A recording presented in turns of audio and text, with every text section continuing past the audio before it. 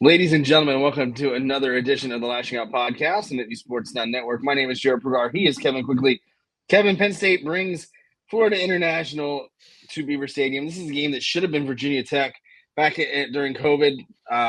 That contract was null and void. Penn State was supposed to go to Blacksburg, and then this would have been the return trip. And that's very, very unfortunate. No disrespect to Florida International, but Virginia Tech would have been a really fun matchup for Penn State to have on a week like this, knowing that their first test is really going to be against Oregon. Yeah, it'd been fun for me just as a native Virginian, resident Virginia, go to work and just hang around town with a bunch of people from Virginia Tech. So kind of would have been cool to have that dynamic that we had working for us there. And you get a Power 5 opponent because you've heard nothing but negative things about Penn State's first 3 games of the season, and rightfully so. It's cupcake after cupcake after cupcake. Because they have Villanova coming into town next week, who's a ranked FCS opponent, by the way. But yeah, FIU is going to come to town. They did receive 1 vote in the coaches poll this week. I wonder who that was. Coaches poll ballots, I could not find the source of that. I think that's only published at the end of the season. But coming off a 42-9 win over Bethune-Cookman last week, kind of like ho-hum at times, but they did still put up 42 points. So they have a lot of room for improvement despite the score from last week. And I think Penn State also has a lot of room for improvement. And I think, the horizons that Penn State football is looking at compared to the horizons of FIU are dramatically different. And, just come out, go 1-0 and just be focused. Both teams had very eerily similar games, not necessarily in what they put, definitely in points put up, but in statistics. A lot was left on the table in blowouts. They had 21 points in the first quarter, in the second quarter, and then every other quarter after that they were 7 points. So, I mean, it's just one of those situations where you know what you're going to get. And it's just, it's Bethune-Cookman. So it's tough to get a gauge on how good this team really is. Florida International historically is not a good team. I'm not quite sure where they got the coaches' full vote from, which kudos to them. But I mean, you see in the AP poll, especially this week, how crazy some of these people in their picks or their where they rank teams are after week 1, which is so difficult because only a few teams were challenged. But when you look at that, it's tough to gauge what that challenge is like because a lot of teams don't look good right now. It's the beginning of the season. They're not going to figure themselves out until later in the year. But for Penn State offensively, you want to establish a little bit more of the run game. We talked about it, over the weekend. Penn State's offensive line didn't play as good as they probably should have. I wouldn't say that they played solid or even probably had maybe a B minus or a C grade. But Aller is a good enough quarterback now and he can scramble, use his feet, and he did just that. So I want to see them protect him a little bit better, give him a little bit more of a cleaner pocket. Obviously, establish the run a little bit, get some momentum for Nick Singleton and Katron Allen, and then obviously get the wide receivers some yards as well. But if they're able to do that, they're going to control their destiny. Obviously, got to be able to control yourself in the red zone, which was a point of emphasis for Franklin and his staff this week. Yeah, I think if you look at the game last week, FIU gave up 3.5 yards a carry to Bethune-Cookman. Penn State got 3.8 yards a game or a carry versus Nevada. Which isn't good. Like, no, that's not good. You and I both talked about that after the game, probably Sunday, Monday, we were texting. And both of you and I, we agreed, that needed to be up in the 5s. If you're playing an opponent like Nevada, that needs to be up in the 5s. And now you're playing FIU, who was able to get 3.5 yards a carry. If you're Penn State, your running offense needs to be at least double as good as them. 7 yards a carry is a lot, but you need to be in the high 5s, low 6s, approaching the 7s. And you need to dominate the line of scrimmage. If Bethune-Cookman, and 3.5 yards a carry, it's respectable, right? You're not winning games solely on your running game, but it's something that is respectable. So they need to go out. They need to dominate the line of scrimmage. And 5.5, 6 yards a carry is what I'm looking for this weekend. And you don't want yards. You don't want rushes for 0 yards, rushes for negative yards. Like, you need positive yards every play. Your offensive line needs to get a good push. And it's FIU. They're a Conference USA opponent. Yeah, it's the group of 5 opponent level. And like, you just need to go out and dominate the line of scrimmage. And I think they're more than capable of it. I think they're going to learn a lot from last week. And I just need to see that. Yeah, like, go out and dominate the line of scrimmage. And if they can run at 5.5, 6 yards a carry, man, the rest of the offense is going to look spectacular. Exactly. It opens everything up. But the big thing, and I don't want to take anything away from Nevada, because up front, I think their front 4 and their front 7 really did a great job of keeping Penn State's offensive line. They comboed. They had just different blocking schemes and rushing schemes that Penn State wasn't necessarily. I don't know if they weren't ready for, or they don't want to give any bits and pieces away. And that's one of the things that you have to think about now. Because, like, just looking back at that Penn State game on Saturday against Nevada, there are a lot of different things that I guess maybe foreshadow certain things is probably the way to say it. That callback, later in the season when they go out for that extra point, knowing that, hey, guys, guess what? Jackson Smolik and Riley Thompson have the same number. Who's in the game? They're both similarly built. Both are not going to wear very big shoulder pads because of the positions that they play. So you run out, you get that extra point play, which was abysmal. Put that on film. You're going to win the game. It's an easy opportunity for something like that. And then, just different things like that. I think that Penn State, just the gamesmanship, if you will. And I think that's a lot of, we talk about what Jim Knowles self-scouted Penn State. Hey, how did you defend against us? Maybe there were some tells there in different ways. Hey, maybe you don't want to show how you're going to handle a combo block or different rushes. And I think that's just one of those situations that, you have to kind of think about and handle. But now Penn State defensively, going to the defensive side of the football, I don't think that there are going to be any issues. But this is going to be a great job and great opportunity for a lot of guys to get some serious reps. Yeah, just to go back to the offense real quick, I think Bethune, they were 23 of 39 passing for 241 yards, so fairly productive in the air game. FIU, I saw the game highlights. FIU's just coverage is abysmal. They're losing assignments. They're just completely abandoning wide receivers. And Bethune's Cookman's quarterbacks, they played 2, not particularly strong arms. A lot of really weak passes at wide receivers' feet and knees, and just not generally accurate. So ineffective passing game. And if you put somebody in the backfield like Drew Aller, and you have Hudson, you have Pena, and hopefully Ross gets involved this week, where they can be a legitimate threat through the air. So I think this will be a good week you don't necessarily want to play weak defenses, but if you're trying to catch your groove and you're trying to get your stride, like, nice little slightly higher than practice reps, not quite Big Ten level reps in games. Like, that's what you want early in the season. I think that's exactly what they're going to get. So I think from an offensive standpoint, they're going to look really good. FIU's defense isn't much to worry about. I think Bethune still had almost 350 yards against them. And again, that's not a quality opponent. Not sure where FIU's one lone coaches poll vote came from, but I'm not sure they watched that game. Could have been themselves.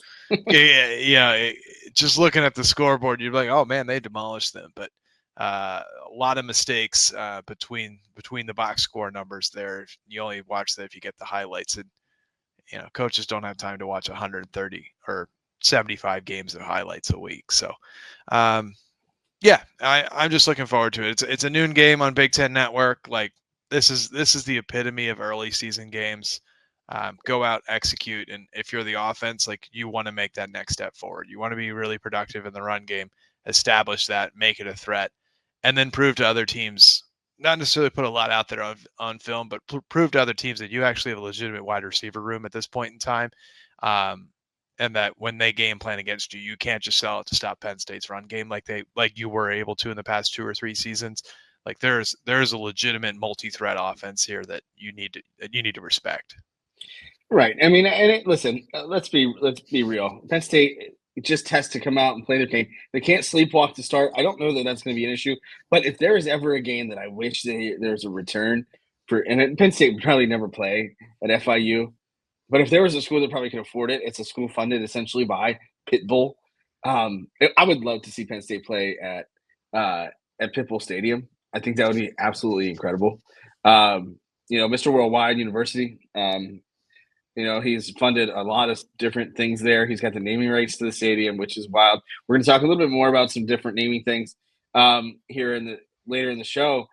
But you just don't roll up to the South Day Kia Field at Pitbull Stadium and not expect to get the best out of Florida International. It's just absolutely awesome.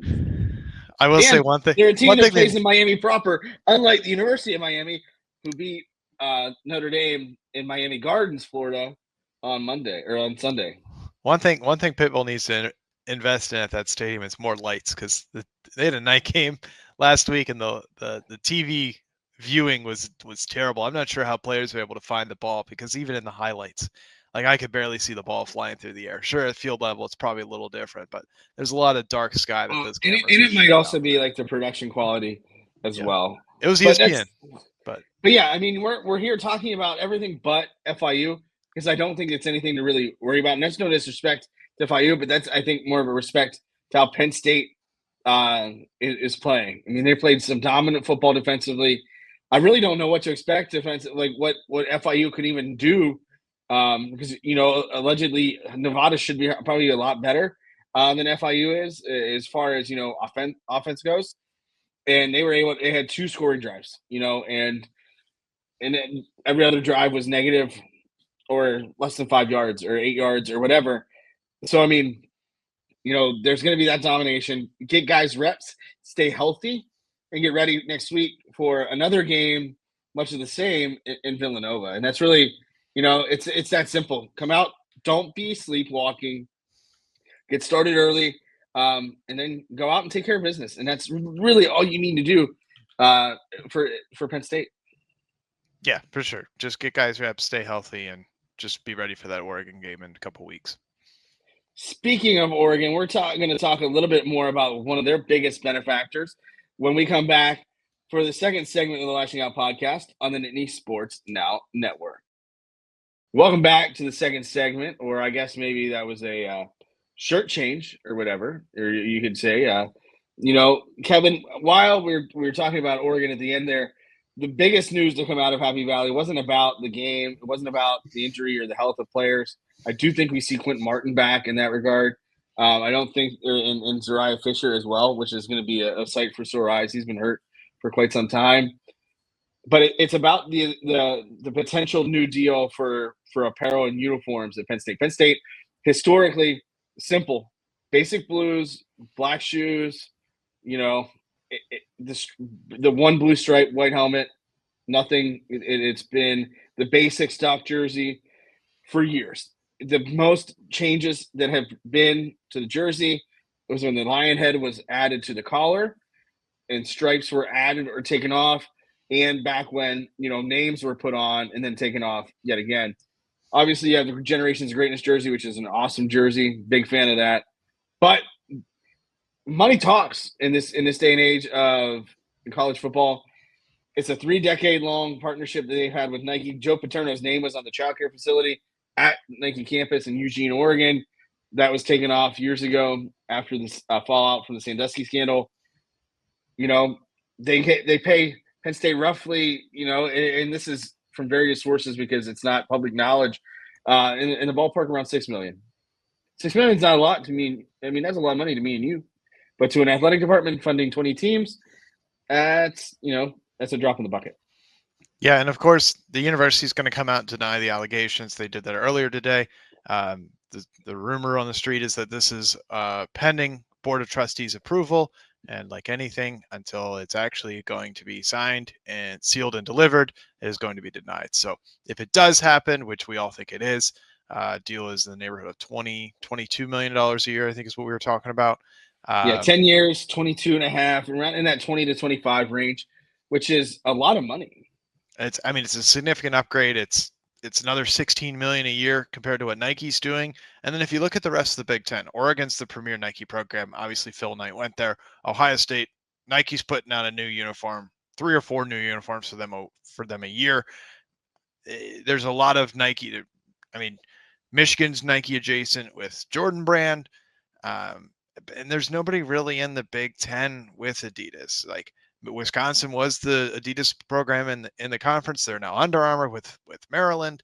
I believe Rutgers might be Adidas if I'm remembering that correctly. Like that sounds right. I know they were Adidas at one point. Like I feel like they're also Russell Athletic, but that's just a shot. So yeah, to go to Adidas and Adidas, like, how can you mess up the uniform? Just put the graphic design team at Adidas for Penn State. It's got to be just sitting back and be like, oh yeah, oh, this is easy. Like, this is great. Let's copy a font. Stripe here. Yeah, let's copy a font. Block numbers. Let's get the navy right. It's 430/66 on the RGB spectrum. I'm an engineer. Don't ask. White numbers, blue jerseys, white helmets with the blue stripe. Yeah, and like you're not even doing the helmets, right? Like you're just providing decals. It's right. You're not even dealing with the decals. So I mean, that's the beauty of it. Under control. So yeah, and that's the thing. Like it's such a weird dynamic because like I think we're so accustomed to seeing Penn State and Nike. Like when the Nike swoosh was added in '93, you were definitely not born yet, and I was only 3 years old, but I remember this plain as day. Just kidding. It was a big deal. It was a big deal that they added that to the jersey. Like, and that's the thing. So many times for Penn State, just one subtle change in this jersey and it's like the end of the world. I mean, and it's not necessarily the end of the world, but that's just the way that it goes. When you're talking about how plain and basic and simple these jerseys are. That's by tradition. That's what they do. But now, Nike and Penn State, I think, going hand in hand. And Nike's gear is probably a little bit better than Adidas. I'm not necessarily sure of the quality. I think they're about the same. But we've talked about this, years for golf apparel, and being a brand snob. I know I'm a very big brand snob when it comes to stuff like that. I'm a very big Nike guy. I've started to grow in like Under Armour a little bit more. But Penn State was never going to be number one for Under Armour. Under Armour, I know, put in, I think, a really good fight for these rights. But, at the end of the day, Penn State and Pat Kraft want to be number one. They want to be the guy.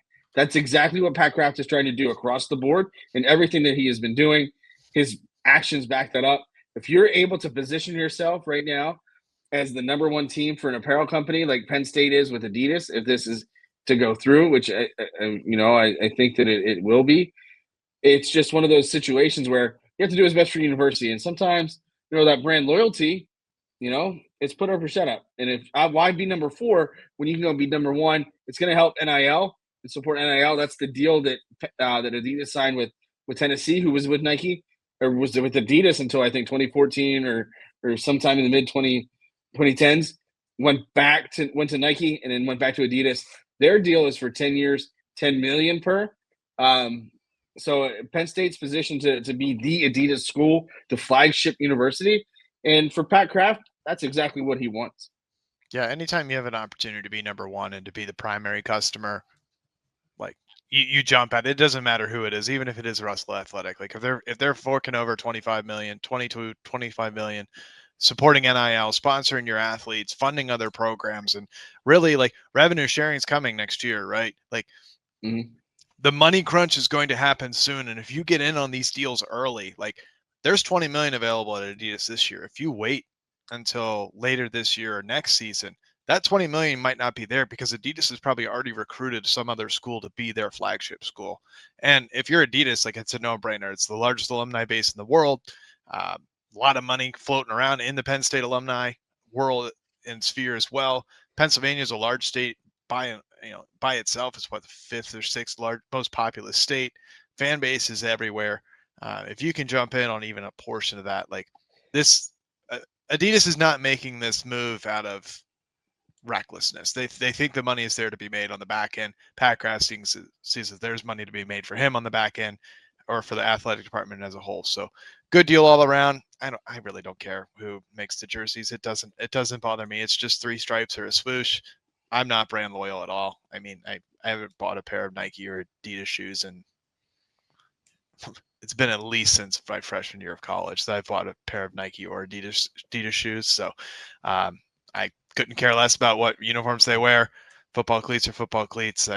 They're all made in China by the same people. So the designs are different. You're not going to have your Jordan 1s or anything like that, but the Vapor Flies, whatever Nike's pushing out. But if it funds the athletic program, it sets them up for more financial success, and you're able to retain more athletes. You're able to sign higher ranked recruiting classes. You're able to bump basketball up to the next level. Soccer, and especially soccer. Like, soccer is an Adidas sport. Adidas is that's their main business is soccer. So Penn State's got 2 high-ranked soccer programs. If you can take them to the next level and start winning national championships on the other grass sports, there's a lot of opportunity there, and it's a lot to be excited about. Sure, it's just a brand on the clothes, but it could signal a paradigm shift for the university. If somebody said to me, "Hey, I have this opportunity for you to make $22 million a year," I'm not going to say no unless somebody comes in with more than that, And I think you have to do that because the college landscape is changing. College football is changing. I don't think this is going to matter along the lines of recruits per se, but I think one of the biggest things is now they can pay those guys. You can pay these guys directly from Adidas. Maybe not necessarily the Kawhi Leonard fake tree company deal that the Clippers allegedly have. I mean, I would love to be a no-show job for 25 mil. Sign me up. I'll work for whatever. But it now positions themselves among the elites in the country in the Big Ten. Especially in the Big Ten, because right now, we routed off 3 top Nike programs. We've routed off the top Under Armour programs. They're going to be Notre Dame, and you've got a Wisconsin, you've got a Maryland. The SEC isn't really getting this type of hype or whatever.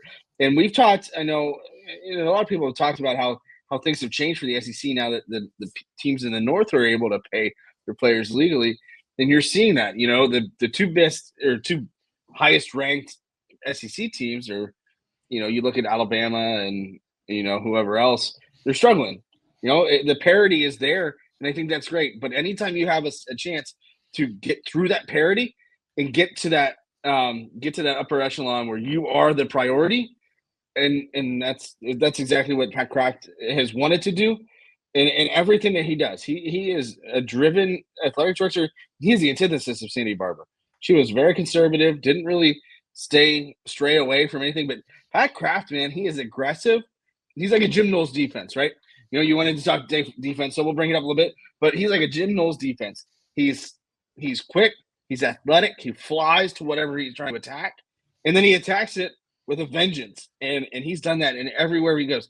The Beaver Stadium game for hockey, getting Gavin McKenna, providing hockey with resources. Penn State football, getting these resources, self-funding and raising the money for a $700 million stadium renovation for Beaver Stadium. That is all the vision of Pat Kraft and the university. I imagine Bryce Jordan Center is probably going to get some upgrades in the near future as well. What they're doing with the soccer fields, same deal. Any chance you have to make your university a priority and advance their level, you got to do it. And he's done a great job of that in his time in Happy Valley. Only one shot is the only upgrades that needs to happen at BJC is the product that's on the court. I think that's the number one puzzle piece to the missing incomplete project. Just switch volleyball, wrestling with men's basketball and women's basketball and put them in rec hall, put the volleyball teams in there. That would be great. But, that's a story and it's a talk for another day. But again, it's a logo and it's going to be weird, but it doesn't matter to us. It certainly doesn't matter to me because I don't wear any Penn State apparel anymore, not like when I was a kid. So, I mean, go ahead, wear what you want to wear. But now Penn State has positioned themselves in a really good spot, and that's exactly what they need to do in this ever-changing landscape of college football. Because, hey, Adidas comes in, hey, you're an Adidas athlete now. That's here's your money. Go do this. You're able to do this. You're able to do this, this, and this. And I think that's the best opportunity for Penn State. They're not getting that from Nike. They're just not. And as great as that swoosh might look on the jersey, $22.5 million looks great on everything else in the bank account. That's what matters ultimately for the rest of it. But Kevin, that about sums it up for the second segment. We're going to go to the third segment here after this break. We'll talk to you more after this break on the Nittany Sports Now Network. Welcome back to the third and final segment of the Lasching Out Podcast, the Nittany Sports Now Network. He's Kevin. I'm Jarrod. Kevin, let's recap last week and our picks. Yep. So this year we're doing the 5 games a week, including the Penn State game. Last week, having absolutely no clue what teams were going to do. You and I both went 3-2. We were straight chalk. We both chose Penn State. We both chose Boise State over USF. We both picked Ohio State above Texas, LSU above Clemson, and we both swung and missed on Notre Dame being worth a damn. Carson Beck finally learned how to be a quarterback for the Miami Hurricanes. The $5, $10, $15 million, whatever he got to Miami, may have helped a little bit there. So yeah, we're both 3-2, 60% to start the year. We're above 500. Can't complain there. This week, let's see. First game, obviously, Penn State, FIU. Games at Beaver Stadium, noon on Big Ten Network. Saturday's high, couldn't think of the day of the week. Saturday's high is 67 with a 60% chance of rain in the afternoon. Participation amounts look low, but there is that chance of rain. And also with rain comes wind, but it could be 15 to 20 mile an hour winds. This is Wednesday night, so of course forecasts are subject to change. Penn State is a 42.5 point favorite. And the over-under for that game, I forgot to write that down. The over-under for 54.5. 54.5. You are correct. All right, Mr. Prugar. Do they cover? Yes. Yeah, I mean, they put up 46 points against Nevada and left a lot of meat on the bones. So I think they're going to cover with ease. FIU's got a left-handed quarterback, Keon Jenkins, calls himself Lights Out LYGHTS. Literacy is not required in the city of Miami, Florida. Penn State, and he threw like 3 almost picks. Like he's got no arm, poor mechanics, just awful decision-making, missing wide open receivers, and just dramatically underthrowing the ball. I think Penn State defense is going to have a field day. 2 to 3 interceptions is not out of the question, I don't think. Maybe 1 pick 6. Let's set the over-under on that at 0.5. 0.5. And then Penn State won by 35 last week. They left 16 points on the board. They could have won by 51 points easily if they had converted all their drives into touchdowns, like they very well should have. And then they gave up that last touchdown. So the Penn State easily could have won last week by close to 60 points. It's 58 if you do the math correctly. 42.5 seems like an insult. I do think that this week they do put up that 60 burger in the win. Yeah, I want them to. They need to. I think the next 2 weeks they can put up 60 with ease. It's just, is James going to want to go for the style points and not be afraid of embarrassing or what? And anything is possible. I think with the discourse last week of like Penn State kind of looked lackluster. They gave up a late touchdown against Nevada. Like you just got to go out and step on their throats, and you've got to go after the style points. And obviously your twos show that they're more than capable of playing against Nevada, except with the exception of that late touchdown. But if you just do a blend like 1.5 defense instead of straight twos all the way, or like you don't go to 2s and 3s, you go straight 2s. I don't see this being an issue, and I think you can put up a lot of style there. So next game on our docket, another noon game. Iowa State travels to Iowa. Iowa travels to Iowa State, I do believe. Yes. Iowa State is a 3.5 point favorite in that game. Who do you have? I want to hear you first. I think big implications. I think Iowa State's the better program. Iowa looked like trash last week. Their quarterback situation is not improved at all. Iowa State being the home team. Is that correct?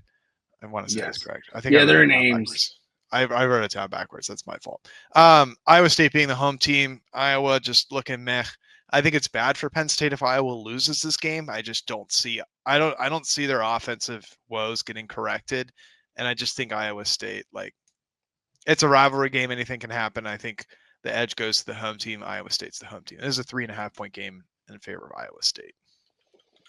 Yeah, I have to agree. Obviously, any win by a team that Penn State plays on the schedule is only going to help them.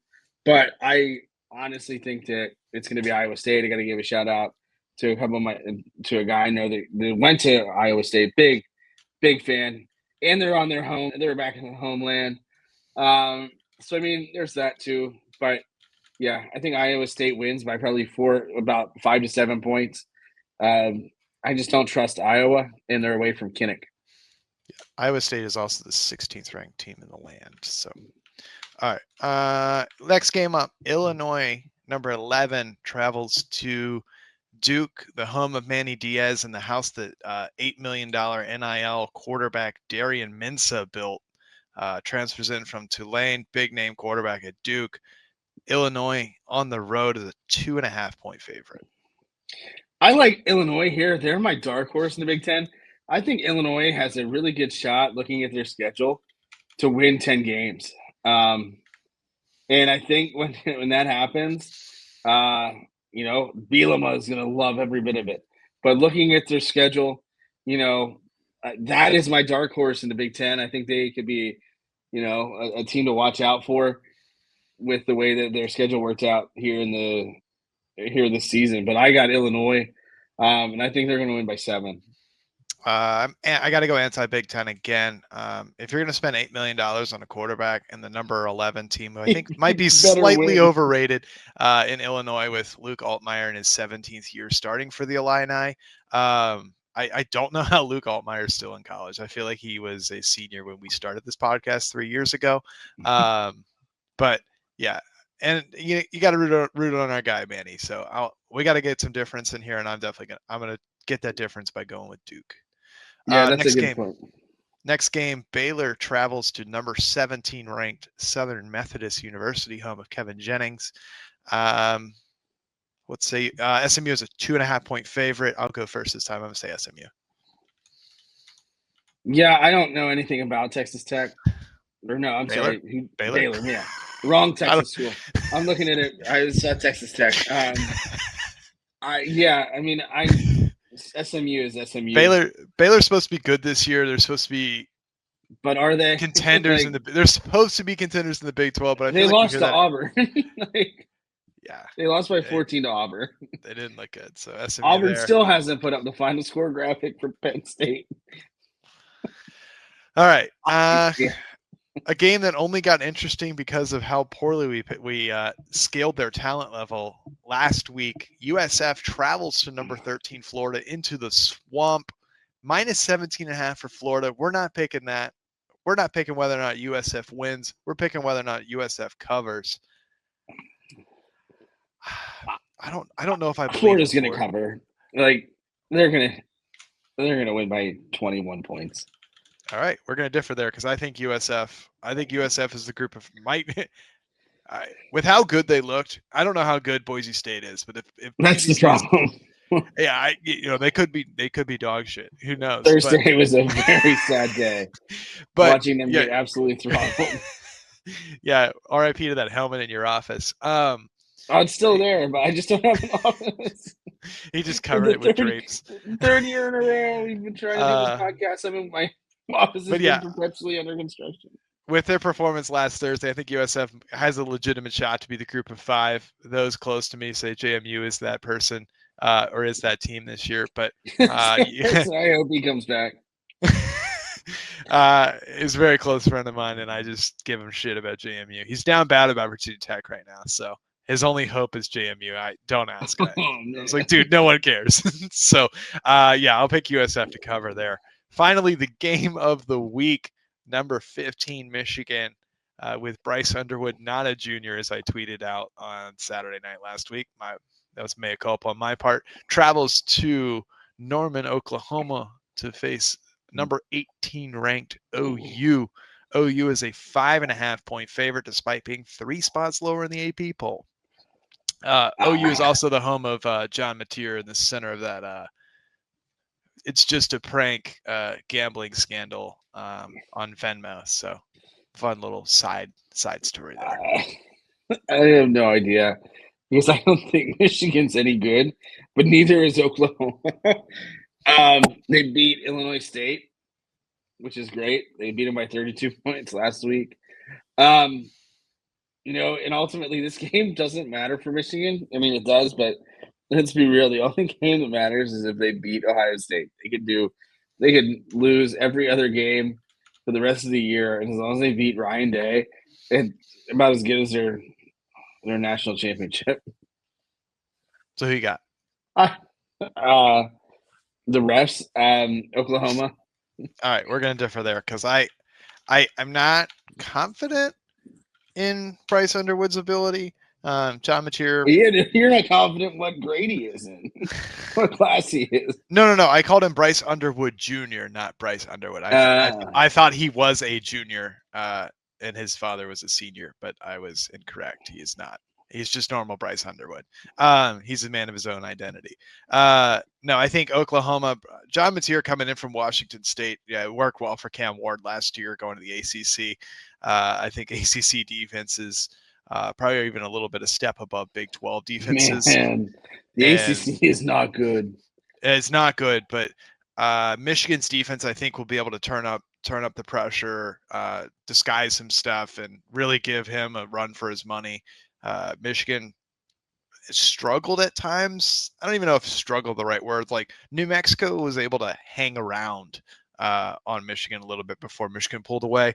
But I think that's just first game jitters, nothing like just not ready for game speed. So yeah, I'll go number 15, Michigan, traveling into Norman, Oklahoma, and upsetting per Vegas standards, upsetting Oklahoma. No, that's fair. I can't do it. I got Oklahoma, man. Cool. Boomer Sooner, I guess. All right, we differed on 2 picks this week, unlike last week. That's called growth. Kevin, it's called content. You have a parting shot for this show. It's late, man. I'm ready to hang up the mic and get to editing this. So I'm gonna cede my turn. Oh, very good. Listen, it's the first week of the year. I think after watching the first week of games, we were able to watch quite a bit because of the way they were staggered. Penn State 3:30. We'd be able to watch the noon games, the late games on Saturday night, and then Sunday and then Monday. Man, listen, I feel bad for Bill Belichick. I mean, I don't feel bad for him because he goes home to a 24-year-old girl at 76 years old, which is really weird. But good for him, I guess, that he's able to do that. I'm sure his bank account has a lot to do with it. It's very early to tell whether that's going to be a disaster or not in Chapel Hill. But man, watching him get throttled was a very bizarre situation on Monday. But shout out to TCU, man. TCU is very good. I didn't think they got enough love preseason. They returned a lot of starters. And for Bill Belichick, man, they have 70 different kids on that roster, plus a brand new coaching staff. It is what it is. I love the Skip Bayless overreaction. North Carolina drives down the field to start the game. Well, Skip Bayless is like, man, they're going to win the national title. Like, that's a national championship level offense. And then they didn't do shit for the rest of the Good journalism is hard to find. That's why if you're still listening to the Lasching Out Podcast, you probably shouldn't. But, that's the thing. Like, people get so up in arms so early. Like, yeah, that drive was great. And then TCU just came out and just throttled them until Brad Johnson's son, Max Johnson, came in and did his thing. And he was great. And it's a great story. He's been around football for 75 years. And then obviously with his femur injury that he got last year, I think that's an awesome story. But listen, Belichick, they'll probably go 8-4. I think they'll be all right. They're going to figure it out. But man, that was crazy. And everybody's like, oh, North Carolina is the epicenter of college football now. Listen, let's pump the brakes. We don't need to have every viral headline. Just let football be played, and that's the beauty at Penn State. Just go out, win, and do what you're supposed to do, and good things will happen. And that's exactly what happened the first week. That's what I expect this week against FIU. And hopefully we see the scoreboard light up. That would be really fun for a noon kick on Saturday afternoon. It certainly would. I think the greatest thing to come out of the UNC game was the meme where it was like, son, grow up and find a wife that loves you as much as ESPN loves Bill Belichick. So, yeah, And we wish you all that type of love and SEC love too. I mean, you got to send a shout out to everybody. I sent you the link where they said that LSU is going to be number 1 in the playoffs. That's just absurd to me because your beloved Clemson Tigers were not good. No, I don't. We both said that they. And LSU wasn't good either. Maybe I was leading the front on that, but I said Clemson was criminally overrated at number 4. So yes, and that's why preseason rankings don't matter or shouldn't matter, but they do. For Kevin Quigley, this has been Jarrod Prugar. We appreciate you as always for listening and never being susceptible to preseason rankings for Lasching Out Podcast. It's all regular season.